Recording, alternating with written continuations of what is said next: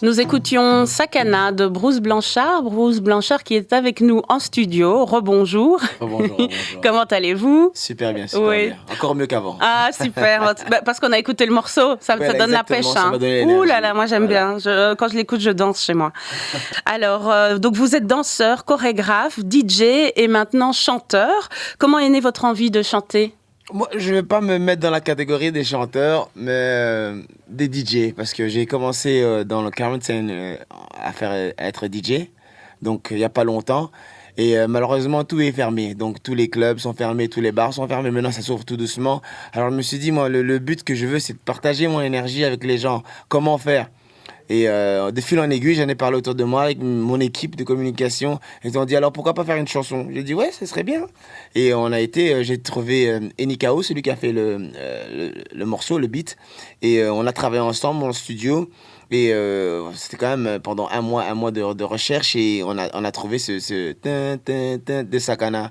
Et je me suis dit, bon, je vais écrire les textes. Qu'est-ce que je vais faire?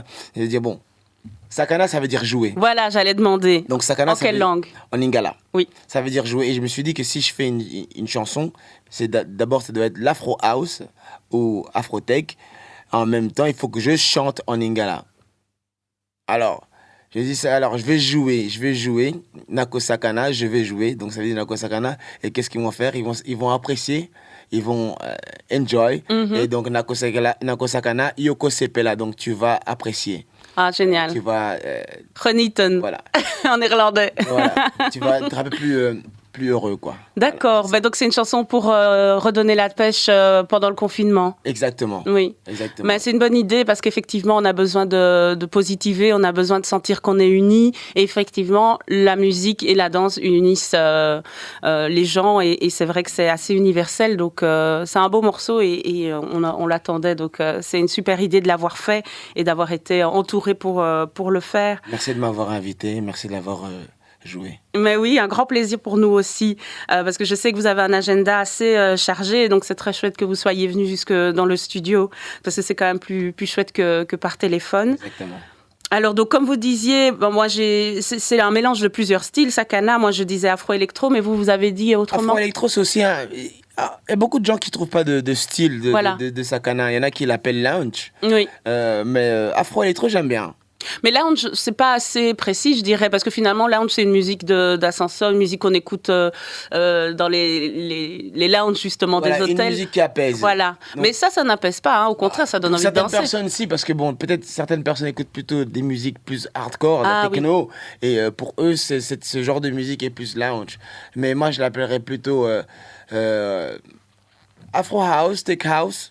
Oui, après, c'est vrai. Ouais, il a plusieurs styles parce qu'il y a aussi le break qui est un peu plus énergique. Donc, Très bien. Le clip a été tourné en Andalousie. J'ai vu qu'il y avait un grand souci au niveau de l'esthétique. J'aime particulièrement les moments où vous dansez au milieu de la route. Qui a réalisé ce clip et où est-ce qu'il a été tourné exactement? Alors, tout a été fait par hasard. Alors, le Sakana a été sorti directement. Je me suis dit, il faut un clip, il faut quelque chose. On a vite fait un truc low budget parce que c'était le seul moment où je pouvais aller en vacances. Et j'avais déjà booké pour Marbella. Et directement, j'ai appelé un ami à moi qui s'appelle Bader, qui est la caméraman. Et j'ai dit, voilà frérot, j'ai ce projet-là et j'aimerais vraiment que tu shootes le vidéo. Et il était un peu stressé parce que c'était pour moi. Mais j'ai dit, écoute, moi je vais tout diriger, il y aura aucun problème, tu vas juste tenir la caméra et je te paye ton fly, on s'arrange. Et bon, il a accepté et c'est passé comme ça. Donc on se levait à 5h30 du matin pour avoir la bonne lumière. Dès qu'on rentrait l'après-midi, j'éditais. Donc ça a été directing par moi, réalisé par moi et ça a été filmé par lui. D'accord, mais donc vous n'étiez que deux, il n'y avait pas de preneur de son. Non, rien du tout. Il n'y avait pas vraiment besoin de prendre le son en même temps. Exactement. Mais on a eu une personne qui s'appelle Zach, qui est de la Hollande, qui a joué sur des effets et qui a un peu mis les couleurs, donc un peu adapté les couleurs. D'accord. Très bien, c'est un joli clip. Il y a des moments où quand même on sent que vous jouez avec comment dire, il y a un petit côté cliché comme ça, hein, du beau gosse avec son cocktail. Mais il faut vendre. Oui, on a joué un peu sur le corps, sur le côté beau gosse, sur la danse surtout parce que on me connaît plutôt en tant que danseur et je pense que Pour le moment, j'ai pas encore vu de DJ qui savait bouger. Et voilà, on a joué un peu sur le côté esthétique, exactement. Et ça marche. J'espère que ça marche. Maintenant, je sais pas encore. C'est ma première. Bon, on a eu 40 000 vues sur YouTube, qui est pas mal. Et on est quand même 25e sur iTunes, ce qui est pas mal aussi. C'est très bien, oui. Donc, très bien. ouais, pour un premier son, j'ai reçu mon Verified sur Spotify après une semaine. Je ne sais pas ce que ça veut dire. Le petit bleu vérifié. Oui, pour Oui. dire quoi? Enfin, ça veut dire que je suis reconnu comme un artiste. Ah, waouh! Donc, vous savez, le petit bleu qu'on trouve sur Instagram, sur Twitter. D'accord. Aux artistes, tu sais, ils ont un petit bleu, un petit Ah, V, je vois, oui, le oui. Verified. Donc, moi, je l'ai reçu sur Spotify après une semaine. Donc, j'ai aussi des amis qui chantent, ça fait des années qu'ils l'ont pas encore eu. Donc, pour ça, je suis encore content. Et Oui. dernièrement, j'ai joué dans un club à Gand où j'ai mis la musique. Et quand j'ai dit Nako Sakana, j'ai diminué le son et tout le monde a dit Yo, Kosepela. Ça vraiment. Waouh! Ouais, Ouais. c'était vraiment magique pour Ah oui, moi. ça remplit le cœur, évidemment. Ouais, Oui. ouais. Certains auditeurs vous connaissent donc en tant que danseur et chorégraphe. Vous avez également une école de danse à Gand. À quel âge avez-vous commencé la danse et pouvez-vous nous expliquer votre parcours? Écoute, en 2 mots, moi, la danse, c'est un mode de vie. C'est-à-dire que dans la famille, quand il y a un mariage, quand il y a n'importe quoi, on danse. Donc la danse, dès que j'ai su marcher, j'ai su danser. C'était pour avoir l'attention dans la famille, pour avoir un petit billet sur le front. Voilà, congolais, voilà, on était vraiment dans ça. Et maintenant, mon parcours, c'est un rêve parce que j'ai toujours rêvé de faire ce que je fais. J'ai toujours rêvé de voyager. J'ai toujours rêvé de travailler avec les artistes avec qui j'ai travaillé. Donc, mon parcours, j'ai commencé à avoir BOSS Team et BOSS donner cours à l'âge de 16 ans. Donc BOSS, c'est le nom de votre école, C'est le nom de mon organisation. de votre Donc, organisation. BOSS Team, BOSS Workshop, BOSS Dance Complex. Donc, c'est toujours BOSS qui veut dire boss, organisation de scène et spectacle. Oui. Donc, j'ai donné cours et en jouant toujours au foot parce que j'étais un footballeur quand même d'un très bon niveau. J'étais 10 ans Anderlecht, mais j'étais toujours attiré par la danse. Et puis après, voilà, fil en aiguille, j'ai rencontré une personne qui m'a fait tenir un fitness à Namur où je devais aussi donner des cours de danse. Donc j'ai accepté cela. Donc j'ai appris un peu de lui le business et j'ai appris la communication et j'ai appris le rangement et d'être à l'heure et comment se vendre en tant que produit. Et de fil en aiguille, voilà, j'avais dans ma tête de faire le Juste Debout, qui est toujours la plus grosse compétition de danse mondiale. Et j'ai été à Paris, j'ai vu le truc, j'ai dit, bah, c'est trop grand, c'est magnifique, il faut que je m'entraîne. Je me suis entraîné. J'ai été à Paris à la grande finale, j'ai été élu, donc j'ai fait le battle, j'ai gagné en Allemagne. Le truc était avantageux pour moi, c'est que on est tombé en huitième de finale contre une grosse équipe française, c'est-à-dire que c'était les gros noms. Et moi, on ne me connaissait pas. Et la manière dont j'ai dansé contre ce grand nom, ça a fait parler de moi. Et j'ai reçu beaucoup de following, il y avait encore MySpace, et beaucoup d'appels pour donner des workshops à l'étranger à ce moment-là. Et c'est là que j'ai su que c'est ça que je voulais faire. Et puis après, bon, j'ai été aux États-Unis, j'ai travaillé avec des gros artistes, j'ai rencontré Brandy, j'ai booké à UK Chemical Brothers, j'ai fait le Ciara Tour. Et tout ça, j'ai jamais cru que je pouvais le faire. Mais c'était quand même dans ma tête, c'était quand même mes objectifs. Et voilà, je remercie Dieu. La persévérance, je pense qu'on peut toujours vivre de ses rêves. C'est un beau message en tout cas. Et donc votre famille vous a toujours encouragé dans cette voie-là?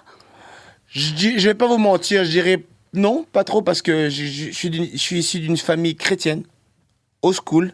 Mon père, la danse, je devais dire que c'est du fitness pour qu'il me laisse aller travailler.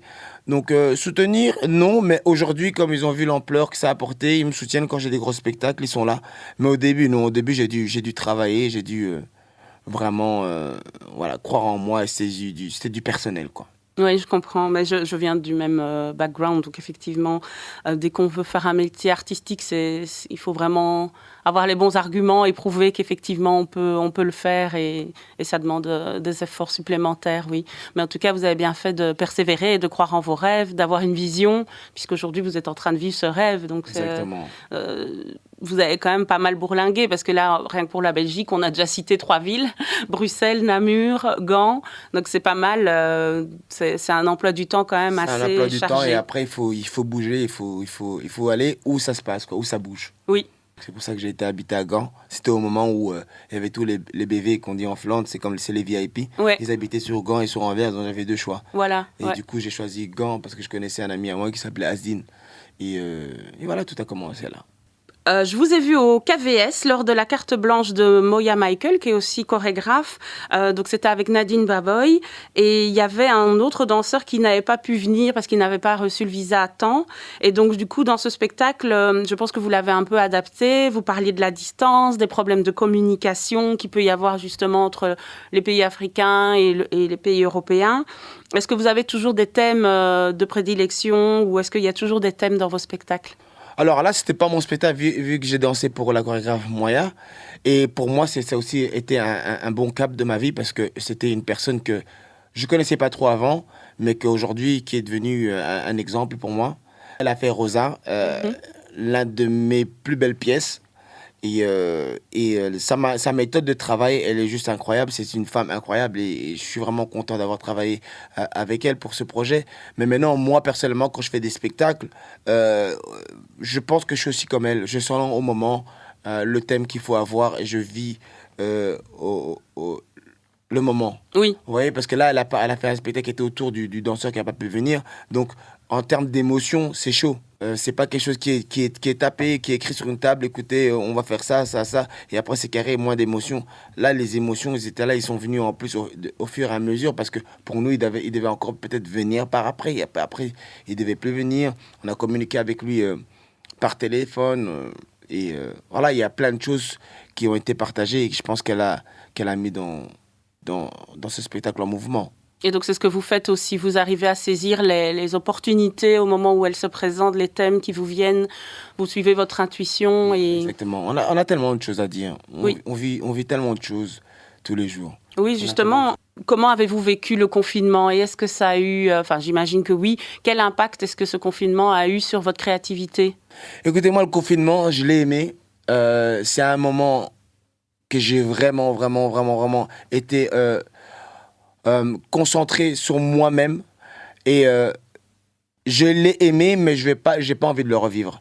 Je me suis entraîné en tant que DJ, j'ai travaillé sur des projets, donc j'avais plusieurs lives sur mon Instagram où je fais des live talking. J'ai la chance de travailler maintenant l'émission radio. Je suis devenu vegan. Ma nutrition a changé, mon mindset a changé. Franchement, je suis devenu une autre personne grâce à ce lockdown. Je me suis dit qu'il fallait se ressaisir et c'était le seul moment de faire autre chose et peut-être de trouver ce déclic, de devenir une meilleure version de moi-même. Et vous allez le dire, exactement. Voilà. Donc en fait, vous n'êtes pas une autre personne, vous êtes une meilleure version de vous-même. Exactement, donc cette personne-là, le Bruce d'aujourd'hui, il était déjà là, il fallait juste donner l'opportunité à... ce lockdown. Voilà, et je pense que ça a été le cas de beaucoup de gens. Et c'est une question que j'aime poser à tous les artistes que j'interviewe. Et au final, c'est la réponse que j'entends beaucoup. Après, il y a des gens qui ont des gros soucis économiques, il y a des problèmes de précarité qui sont arrivés avec ce lockdown. Mais si on s'en tient juste à la partie créativité, je pense que pour beaucoup, ça a fait du bien de pouvoir ralentir, de se reposer, de se remettre en question et donc de faire émerger des nouvelles idées, des nouvelles facettes de sa personnalité. Donc. Exactement. J'ai aussi fait des cours online qui ont super bien marché, qui m'ont aussi aidé financièrement aussi. Donc, il fallait trouver des moyens pour s'en sortir. Oui, faire preuve d'imagination, oui. Trouver des alternatives. Et c'est ça c'est un des points positifs aussi de ce lockdown. Vous venez de dire que vous faites de la radio, donc vous êtes aussi animateur radio. Vous avez une émission sur Arabelle. Pouvez-vous nous dire comment elle s'appelle ? Elle s'appelle Macambou, Afro-Arabelle, parce qu'on est associé avec Arabelle. Et voilà, c'est une super bonne émission. Je suis avec Zach Swaga.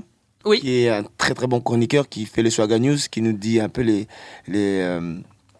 news de la semaine, et Frida qui m'accompagne, elle, c'est vraiment la personne qui fait tout pour l'émission parce que c'est la personne qui fait aussi l'écriture.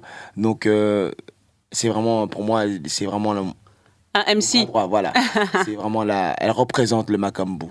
Que signifie Macambou ? Macambou, ça veut dire histoire à go. En lingala. D'accord. Toujours en lingala. Oui. On reste en lingala. Mais oui. Mais c'est marrant parce que vous venez de citer deux références. J'ai interviewé Lémi Ballet, qu'on va écouter un peu plus tard dans l'émission. Donc, elles ont parlé de Jacques Swaga, qui leur a donné l'idée de leur nom, en Exactement, fait. ouais. Et alors, elle parlait aussi des fameuses battles qui s'appellent, j'ai oublié. Juste debout. Juste debout, voilà. Et qu'elles ont remportées aussi à Londres, il me semble. Exactement, il y a 2 ans. Voilà. Donc, oui, de toute façon, c'est un milieu où vous vous connaissez, hein, vous vous croisez, vous vous fréquentez, vous vous influencez les uns les autres, vous donnez des points de vue. C'est un milieu qui est effervescent. Ouais, c'est comme dans tout, c'est comme dans la radio, c'est comme à la télé, c'est le même cercle. Voilà, et tout le monde veut être, par exemple pour la danse, tout le monde veut être au Juste Debout. Dans le football, tout le monde veut être à la Champions League. À la radio, voilà, tout le monde veut être dans un certain média. Oui. Et voilà, et tout tourne autour de ça, tout simplement. Et alors, quel plaisir vous procure cette émission radio ? Écoutez, pour moi, c'est un challenge parce que je suis déjà une personne timide à la base. Et moi, je suis un danseur, moi, je parle en mouvement. Et le fait d'utiliser voilà, de la parole comme art maintenant pour cette radio, et c'est un challenge tous les vendredis soirs. Mais j'aime bien. Bon, je suis un peu dans un personnage un peu fou qui me va bien et j'anime l'émission. Quels seraient vos prochains projets ? Avez-vous des envies particulières ? Avez-vous envie de collaborer avec des personnes en particulier ? Oui, moi j'aimerais bien, moi, en tant que danseur, parce que je pense que je suis à la fin de ma carrière. À la fin de votre carrière, mais vous êtes tout jeune. Je pense. J'aimerais bien, parce que je chorégraphie aussi. Donc, en tant que danseur, je pense que je suis quand même à la fin de ma carrière. Parce que, même étant tout jeune ou pas, je je fais du sport depuis que je suis très jeune. Je continue encore à être actif aussi dans le sport. Je touche à tout, à MMA, je touche à plein de choses. Et voilà, et je pense que mon corps, il est en train de bien s'user. Et j'aimerais bien l'entretenir encore pour longtemps. Donc oui, mais j'aimerais bien travailler avec Sidi Charkaoui. Oui. Comme chorégraphe pour vraiment bien apprendre de lui. Parce que je trouve c'est un passe-partout. Donc il est aussi bien dans les théâtres et aussi bien dans les clips télévisés. Et je trouve que son langage passe partout et j'aimerais bien comprendre la personne. Oui, il décloisonne. Il ne s'arrête pas juste à la danse. Il mélange différents types d'art et il s'intéresse. Il a un esprit très ouvert et il a prouvé dans ses spectacles qu'il pouvait vraiment chaque fois repousser les limites plus loin du corps. Et c'est vrai que c'est assez impressionnant. C'est très impressionnant. Aussi bien quand c'est lui qui danse que quand ce sont ses danseurs, parce que j'ai l'impression qu'à ses danseurs, il demande encore plus. C'est ça aussi le chorégraphe, hein. Oui. C'est ça le but aussi, c'est de pouvoir bien coacher les autres danseurs. Et oui, après, me focaliser peut-être dans le DJing et dans l'émission radio, travailler plus... Et sortir d'autres morceaux comme Sakana ou... J'ai peut-être un morceau, mais sûrement un morceau qui va sortir le 6 décembre, où je vais parler de tout ce Zortepit Oui. et tous ces problèmes de racisme, excusez-moi, pour moi. Donc, je vais utiliser ce 6 décembre de Saint-Nicolas pour sortir mon deuxième titre. Vous avez un peu répondu à la question. Quelles sont les personnes qui vous inspirent le plus, à part l'Arbi ? Mes amis, je pense que les personnes qui sont autour de moi m'inspirent beaucoup. M'inspirent pour mes pièces, pour ma danse, pour devenir une meilleure version de moi-même tous les jours. Et voilà, je suis reconnaissant de ces personnes. Super. Est-ce que vous avez envie d'ajouter quelque chose ? Est-ce que vous avez un message à passer ? Mon message est très simple, croyez en vous. Il n'y a pas d'obstacle et il faut se battre. Rien n'est facile. En tout cas, merci beaucoup Bruce. C'était une belle interview. Je suis vraiment contente d'avoir pu discuter avec vous et d'en savoir plus sur vous. Donc nous allons écouter un prochain morceau. C'est du gospel. Pourquoi avez-vous choisi ce morceau ? Écoutez, parce que j'aime bien être dans ces moments zen, parce que ma journée, elle est super active et chargée.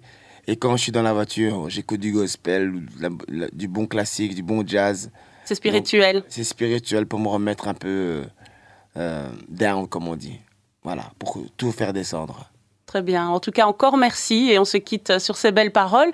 À très bientôt. Est-ce qu'il y a oui, j'ai oublié de demander, est-ce qu'il y a des dates de spectacle où je sais qu'on est en confinement, plus de déconfinement et que voilà, tout est un peu à l'arrêt, mais est-ce qu'il y a des choses des dates qu'on peut annoncer ou est-ce qu'il y a des lives sur Internet qu'on pourrait suivre ? Malheureusement, on ne peut pas annoncer des dates parce qu'on ne sait jamais si ça va être annulé ou pas. Mais le 6 décembre, il y aura un nouveau son et tous les vendredis de 8 à 10, je suis sur Arabelle. Très bien, le rendez-vous est pris, c'est noté. Encore merci. Merci à vous. Au revoir. Au revoir. J'examine Asia Fulmi.